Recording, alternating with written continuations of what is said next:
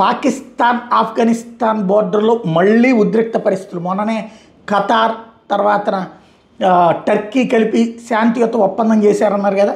తీరా చూస్తే నార్త్ వజీరిస్తాన్లో ఉన్నటువంటి పాకిస్తాన్ మిలిటరీ క్యాంప్ మీద సూసైడ్ అటాక్ జరిగింది. 7 సైనికులు అక్కడికక్కడే చచ్చిపోయారు.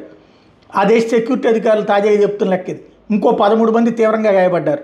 ఇరు దేశాల మధ్య కుదిరిన 48 గంటల సీజ్ ఫైర్ అగ్రిమెంట్ ఇవాళ సాయంత్రం ముగుస్తున్నటువంటి వేళ కరెక్ట్గా జరిగినటువంటి ఈ దాడి ఎవరు చేశారు, ఎందుకు చేశారు, ఎలా చేశారు ఇవేమీ తెలియట్లేదు. ముందైతే మాత్రం భారీ విధ్వంసం జరిగింది.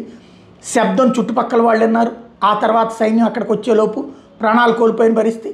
తను చనిపోతూ మిగతా వాళ్ళని చంపుతూ ఏదైతే అది బెలూచ్ రెబల్సా, తెహ్రీక్ తాలిబాన్ పాకిస్తాన్ వాళ్ళ ఎవరన్నది తెలియదు, కానీ ఆత్మాహుతి దాడి అన్నది మాత్రం తేలింది. దీంతో ఉలిక్కిపడ్డం పాకిస్తాన్ సైన్యం వంతవుతుంది. ఇప్పటికే ఆకాశం నుంచి దాడులు తప్పించి భూమి మీద నుంచి దాడులకు వెళ్ళే ధైర్యం చాలట్లేదు. ఇన్సిడెంట్ తర్వాత మరింత సీరియస్ అవుతుంది.